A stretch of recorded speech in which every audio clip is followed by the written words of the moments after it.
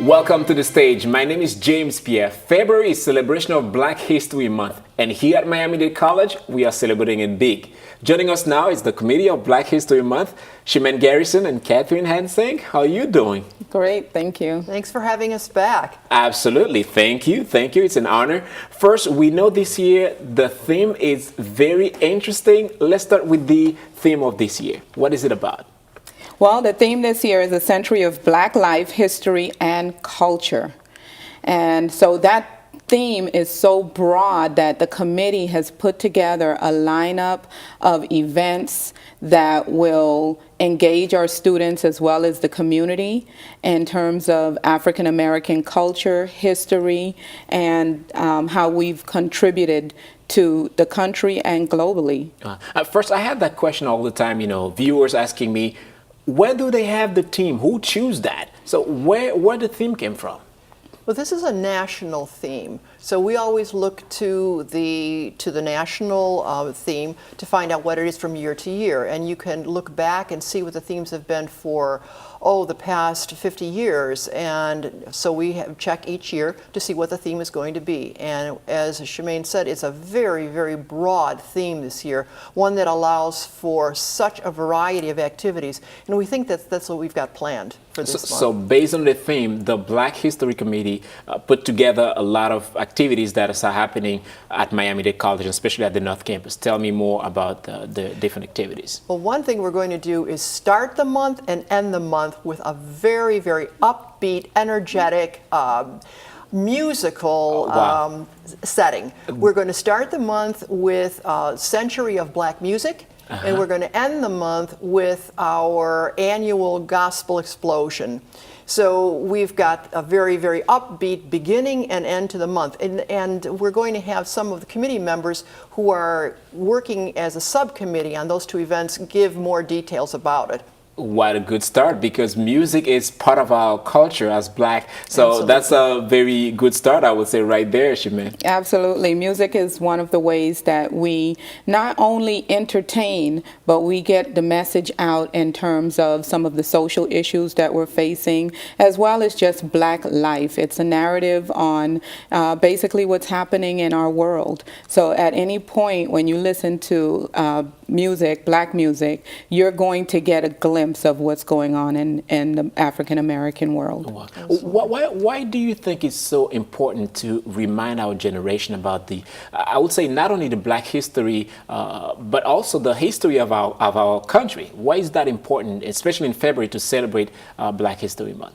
Well, most historians would tell you that if you don't know your past, then it's that much easier to relive it. And so we need to educate our young people on the journey that African Americans have taken in this country, some of the struggles that we've had and we still have in the country, and what we've done and what we can continue to do to assure that we receive the equal rights and the equal treatment that we deserve in this country and globally around the world. Wow. So it's very important that we keep our young people abreast of what's happened in our history, because it is a rich history. And, unfortunately, it's not always in our textbooks, what we've contributed to the country.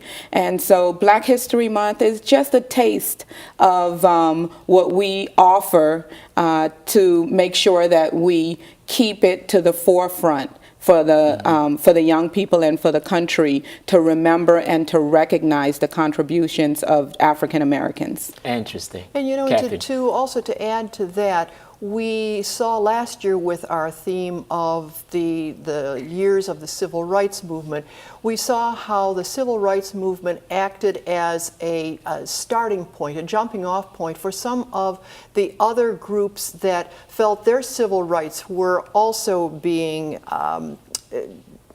persecuted. And we can continue to use this month as a way to bring to the attention of people not to repeat history in the negative way, but to use this as an opportunity to assure that all civil rights of all people are respected. It's Exactly. very, Yeah, so the African American journey has really, like Catherine said, been a platform for women's movements and for gay and lesbian rights and for so many other groups that have been targeted for racism and not been treated fairly. So it's something that we can all look back on and gives us the courage that we need to get up and speak out and make sure that we have our voices heard. Very interesting. And should I add that all the activities, all the events here at Miami Dade College are open to the public, open to the community. We also invite some students from high school to learn at a very young age about our history. How important is that to embrace the community when it comes to such activities? Well, we are the community, and with our college, it's the college of the community, and so we need to invite the community, welcome the community, and be sure that they are a part of this institution because they are the institution. And the events that we have planned welcome their participation, and we hope to see many members, as many as possible, come out for it. Whether someone is interested in a motivational speaker, we have Professor Rudy Jambar coming back this year. He was so well received last year. The students were just enthralled by what he had to say. We're having him come back this year and talk about how civil rights has made opportunity for change to take place.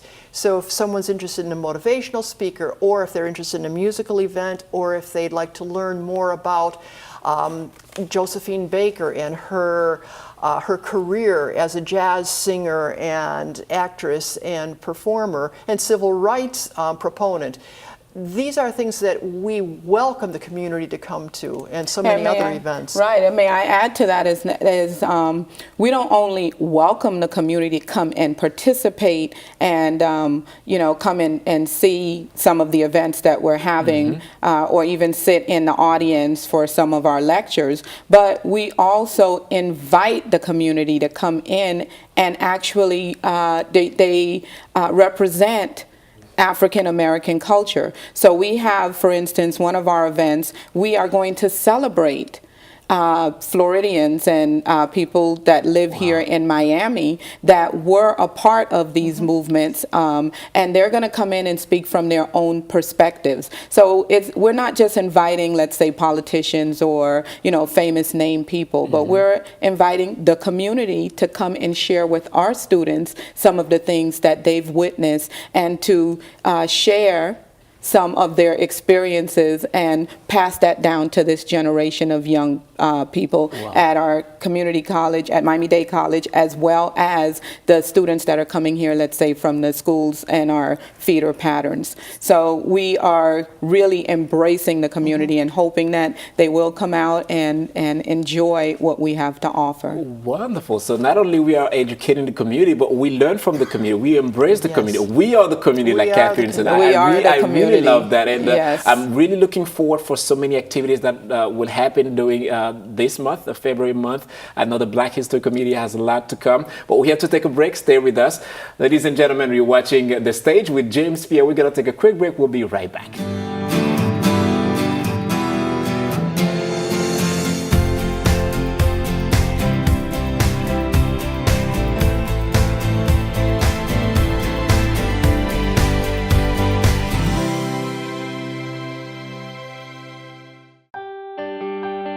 Fresh thinking is being served at Miami Dade College. Create your own recipe for success in the evolution of food culture at the Miami Culinary Institute. Learn the skills you need to jumpstart your career in the culinary arts. Turn green into gourmet and celery into salary. Miami Culinary Institute. Food, culture, innovation. Visit us at miamidadeculinary.com. Register now. Miami Culinary Institute.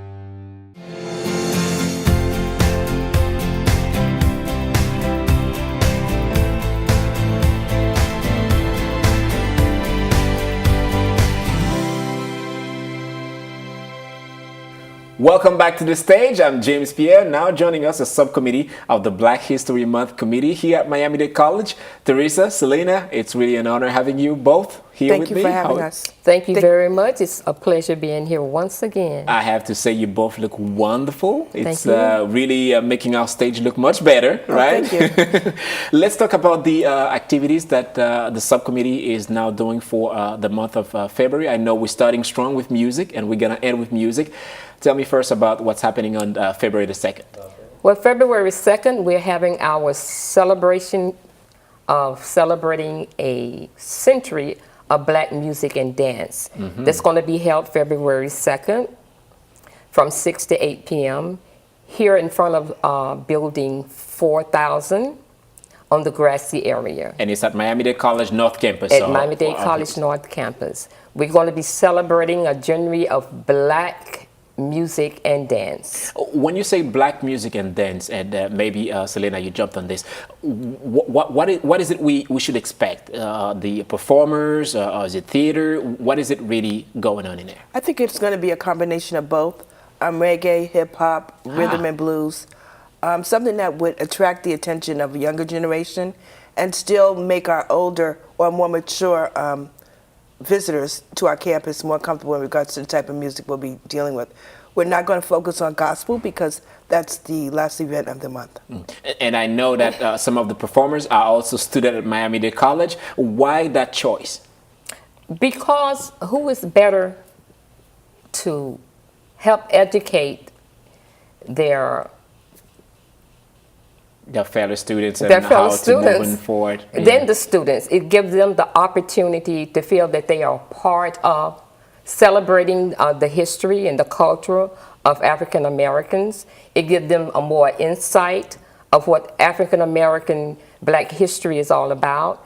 And it also helps educate them more so about the origin of black music and dance here in America, which is so extraordinary because it starts from like gospel music that moves on to blues, jazz, rhythm and blues, hip hop.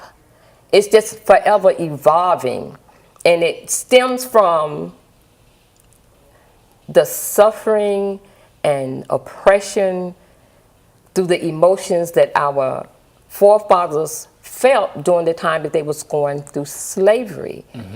And it's such a interesting type of music. Wow. Would you say, Selena, that's the reason why we, the committee, chose music to start strong, is because music is part of our culture as black? Spiritual uplifting. Music makes anyone, if you're in a low-spirited mood, when you hear music, like happy, when you hear that song, you just get up and you want to feel as though... Music doesn't hurt. Music doesn't hurt. It makes you feel much better. So I think our approach for this year was to utilize the theme of music and dance and to end it in the same way because music uplifts the person's spirit. Be it, as Teresa was saying, gospel, reggae, rhythm and blues. It's to uplift the spirit and to also bring in Black History Month on a joyous note. Before I go to the Gospel Fest, the February 2nd event is open to the public. It's free. Is that correct?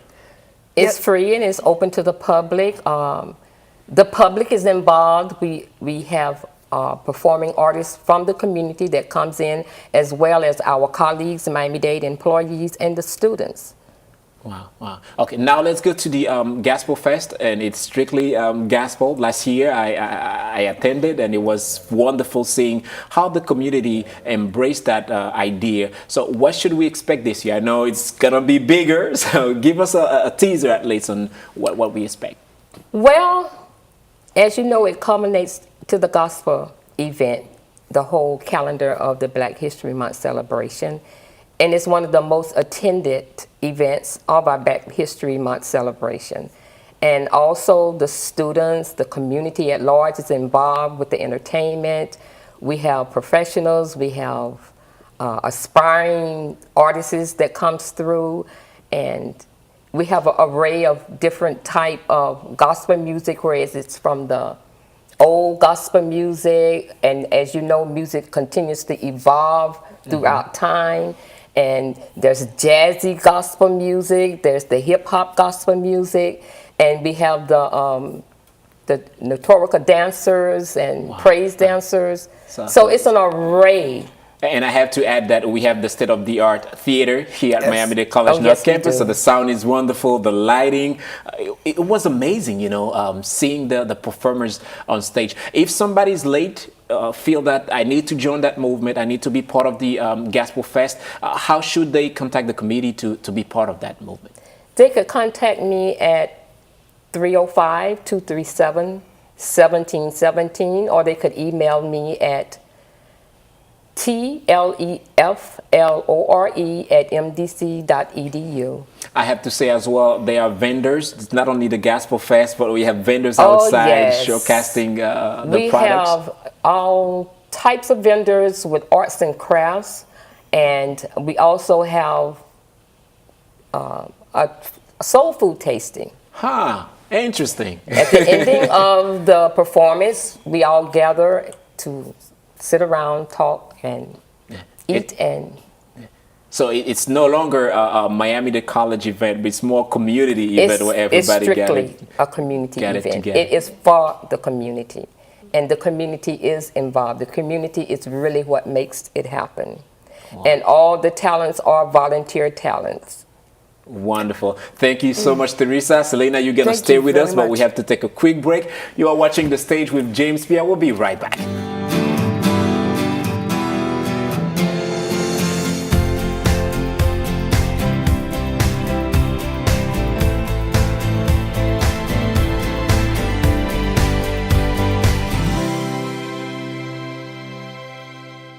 The best investment in our future is the education of our children.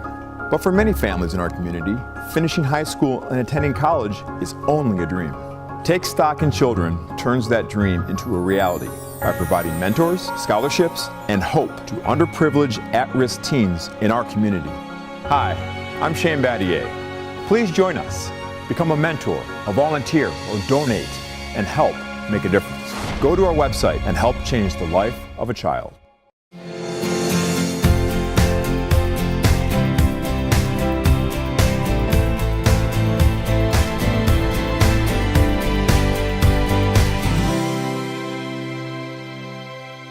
Welcome back to The Stage, our wonderful conversation with the Black History Month Committee here at Miami Dade College North Campus. Selena, you're still with us. I know there's something special that's happening this month. We're having a panel with the senior citizens. Give me more information about that. Well, yes, we're very excited about this opportunity to have a panel identified of mature senior citizens who have lived through the civil rights movement, and especially here in Miami-Dade County. We want them to talk about their experiences. We want them to share with us what it felt like to live through Jim Crow laws, discrimination, racism, not being able to live in certain neighborhoods. We want them to share that information with not only with the students, faculty, and staff, with the community at large, because their voices need to be heard.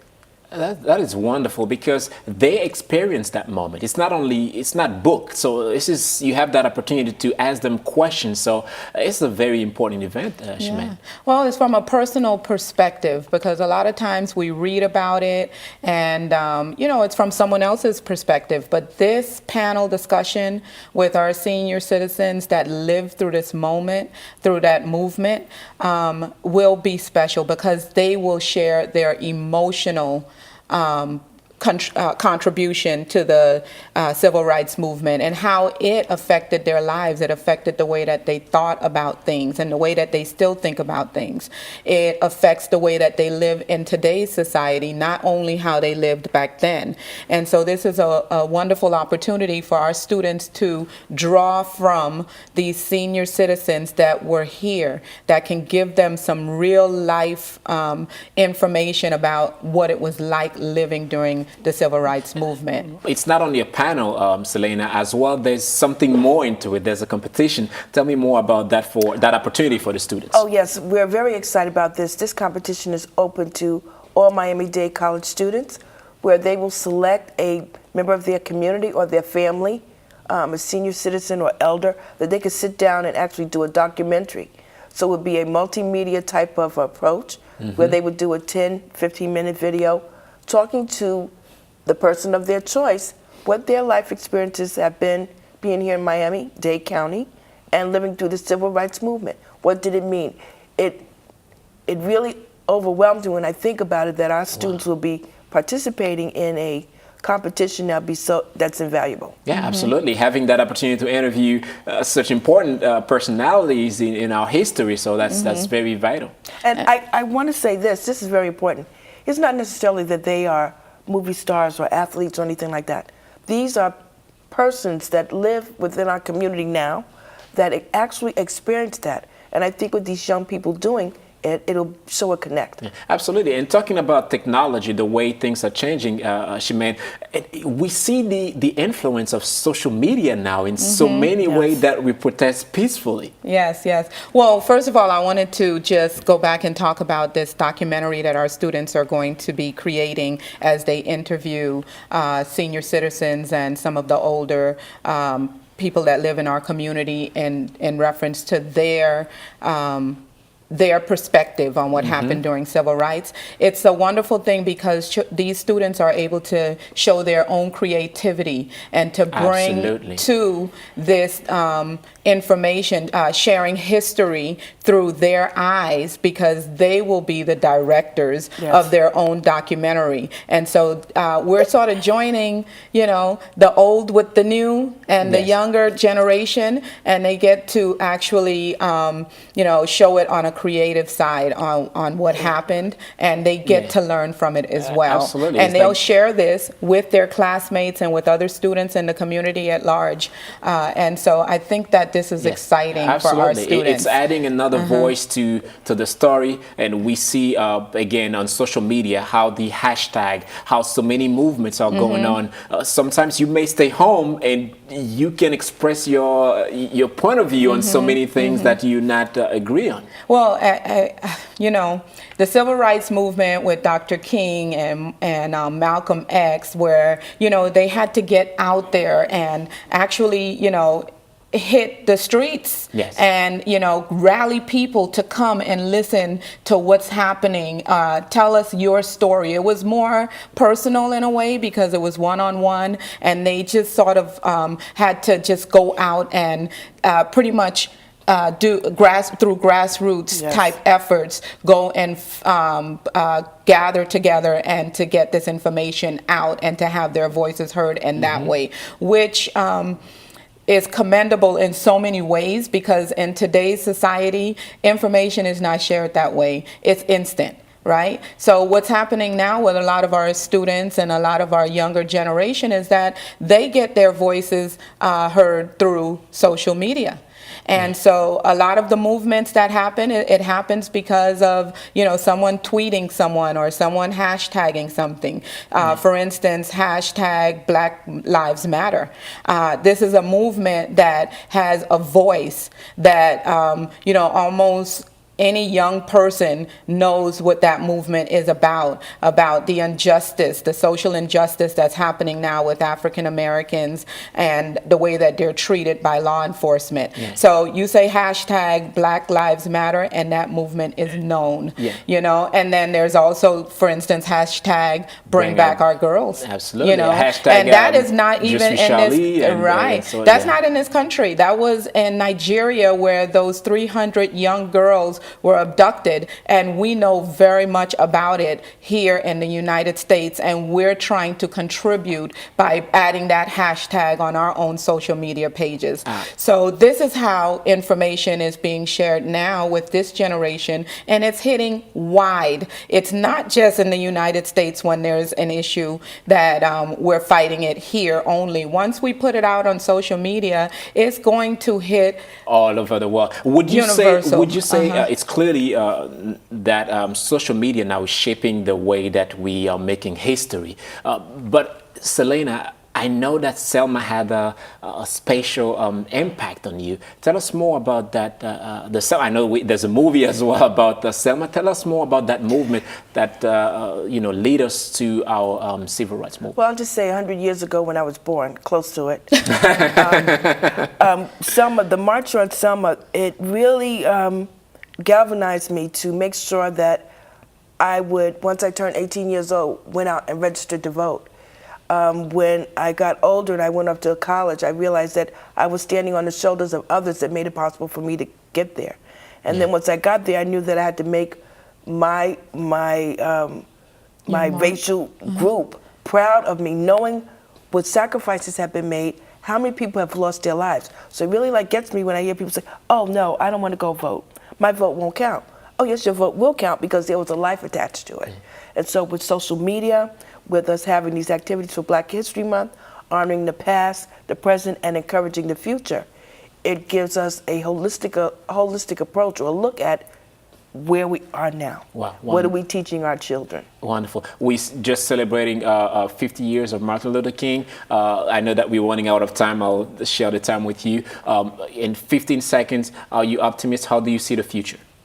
I see the future for our children and for our country very bright. If we listen to the State of the Union last night, we know that our president is moving forward with his agenda. Yeah. We have a lot of hashtag matters, hashtag bring our girls back, hashtag just reach Charlie, to just telling the world that we want a peaceful world. How do you see the future? Well, I see a very bright future as well. I have two young ones and an adult child, and I look at them and I see that there are real opportunities out there for them. And I see that they actually have a voice and they know how to use it, which is a wonderful thing, because I know when I was growing up, I didn't necessarily feel that I had a voice. But my children and the children of this era, the college students and the high school students, I think they know they have a voice, which is a very powerful thing. And so because of that, I think that our future is bright. Wonderful, wonderful. We're going to keep on doing that conversation throughout the Black History Month here at Miami Dade College and at MDC TV. Thank you so much, Shemaine Garrison and Selena Respas, for joining us today. It was really an honor. Well, thank you very much for having us. And thank you to you for watching the stage. My name is James Pierre. We'll see you next time.